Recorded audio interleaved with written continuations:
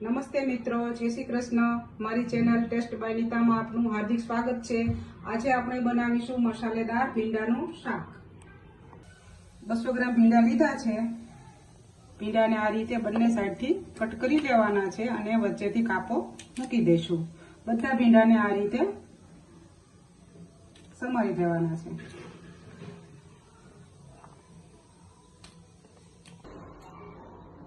જો મિત્રો, ભીંડો બધો સમારાઈ ગયો છે। હવે એક મસાલો મેં બનાવીને રાખ્યો છે। આ મસાલો બનાવવા માટે મેં 2 ચમચી શેકેલી સિંગ લીધી છે, 1.5 ચમચી તલ લીધા છે, 1 ચમચી વરિયાળી લીધી છે, 2 ચમચી ચણાનો રોસ્ટેડ લોટ લીધો છે। તમે લોટની જગ્યાએ ચણાની સેવ પણ લઈ શકો છો, ચવાણું પણ લઈ શકો છો અને ગાંઠિયા પણ લઈ શકો છો। 4 ચમચી તેલ લીધું છે। એમાં અડધી ચમચી ધાણા જીરું નાખીશું, અડધી ચમચી રાઈ નાખીશું, અડધી ચમચી હિંગ નાખીશું। બધો ભીંડો નાખી દેવાનો છે।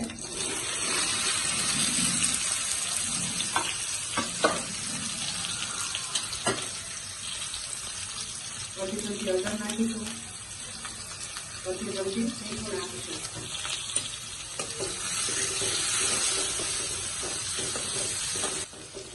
ગેસની ધીમી ફ્લેમ ઉપર આ રીતે ભીંડાને ધીમે ધીમે શેકવાનો છે, ધીમે ધીમે હલાવતા રહેવાનું છે।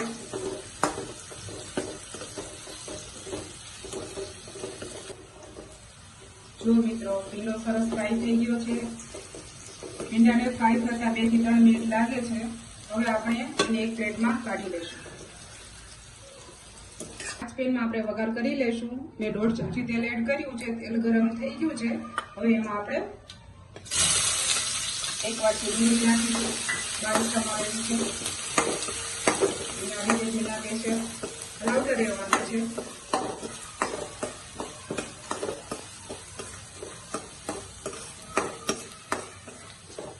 ડુંગળી સરસ સતળાઈ ગઈ છે। આપણે એમાં હવે મસાલા કરીશું।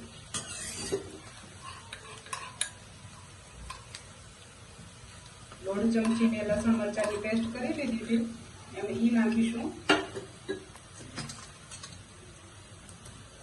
1 ચમચી ધાણા જીરું નાખીશું, 5 ચમચી હળદર નાખીશું, થોડું મીઠું નાખીશું। હવે મિક્સ કરવાનું છે। મસાલાને ઓઇલમાં થોડી વાર ચડવા દેવાનું છે।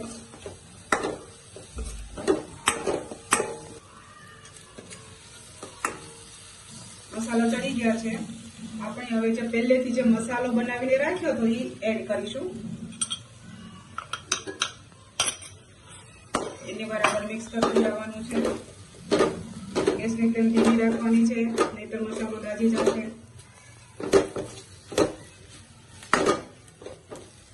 સરસ મિક્સ થઈ ગયું છે। હવે આપણે તેમાં દહીં એડ કરીશું। 2 ચમચા દહીં લીધેલું છે। ફટાફટ હલાવી નાખવાનું છે, જેથી કરીને દહીંમાંથી પાણી છૂટું પડે। ગેસની ફ્લેમ ધીમી જ રાખવાની છે। આ રીતે બરાબર હલાવતા રહેવાનું છે। મસાલા બધા ચડી ગયા છે, દહીંમાં ઉભરો પણ આવી ગયો છે। હવે આપણે ભીંડો નાખીશું।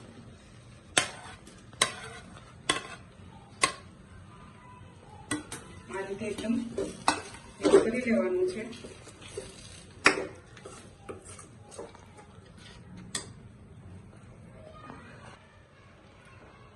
અડધી ચમચી ગરમ મસાલો નાખીશું,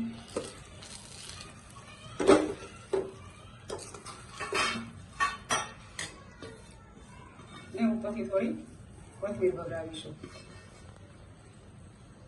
હવે આપણે સર્વ કરી લઈશું। જુઓ મિત્રો, મસાલેદાર અને ટેસ્ટી ભીંડાનું શાક તૈયાર છે। આ શાકને તમે રોટલી, ભાખરી અને પરોઠા સાથે ખાઈ શકો છો।